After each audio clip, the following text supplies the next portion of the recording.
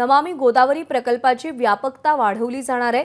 नमामि गंगेच्या धर्तीवरती नमामि गोदा प्रकल्प राबवला जाणार आहे। त्र्यंबकेश्वर आणि नाशिक पुरता मर्यादित न राहता उगमापासून ते अंतापर्यंत गोदावरी संवर्धन आणि प्रदूषण मुक्ती केली जाणार आहे।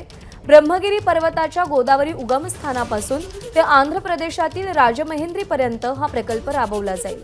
आगामी सिंहस्थ कुंभमेळ्याच्या धर्तीवर महापालिकेनं आराखडा सादर केला होता। नाशिक महापालिकेनं तयार केलेल्या 2780 कोटी रुपयांच्या आराखड्यामध्ये आता हजारो कोटींची भर पडणार आहे। केंद्र सरकारच्या जलशक्ती मंत्रालयाच्या माध्यमातून नमामि गोदा प्रकल्प राबवला जाईल। मुकुल कुलकर्णी आपले प्रतिनिधी आपल्याला अधिक अपडेट देतील। मुकुल, नमामि गोदाची व्यापकता कशा पद्धतीने वाढवली जाणार आहे, कसे टप्पे असतील या प्रकल्पाचे आणि काय नियोजन आहे?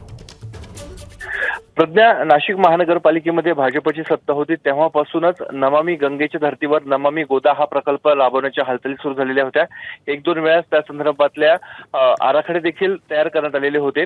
नुकतीच नाशिक महानगरपालिकेचे आयुक्त आणि इतर जे सर्व अधिकारी आहे त्यांनी जलशक्ती केंद्राच्या मंत्र्यांशी आणि त्याचबरोबर तिथल्या सचिवांशी बैठक घेतलेली होती। त्यानंतर हा प्रकल्प केवळ नाशिक आणि त्र्यंबकेश्वर म्हणजे कुंभमेळ्यापुरता मर्यादित न ठेवता उगमापासून तर शेवटपर्यंत जिथे गोदावरी समुद्राला मिसळते तोपर्यंतचा संपूर्ण जो पट्टा आहे त्या पूर्ण गोदा पात्राचं संवर्धन केलं जावं, जतन केलं जावं, त्याचबरोबर त्याची प्रदूषणापासून मुक्तता केली जावी अशा स्वरूपाच्या सूचना देण्यात आलेल्या आहेत। मग यामध्ये त्र्यंबकेश्वर नगरपालिका, नाशिक महानगरपालिका असं ज्या ज्या भागातनं गोदावरीचा प्रवास होतो त्या प्रत्येक जिल्हा परिषदेच्या स्थानिक स्वराज्य संस्था असतील, महानगरपालिकांच्या संस्था असतील, या प्रत्येकाला आदेश दिलेले आहेत आराखडे तयार करायचे आणि हा आराखडा तयार झाला की या प्रकल्पाला सुरुवात होणार आहे।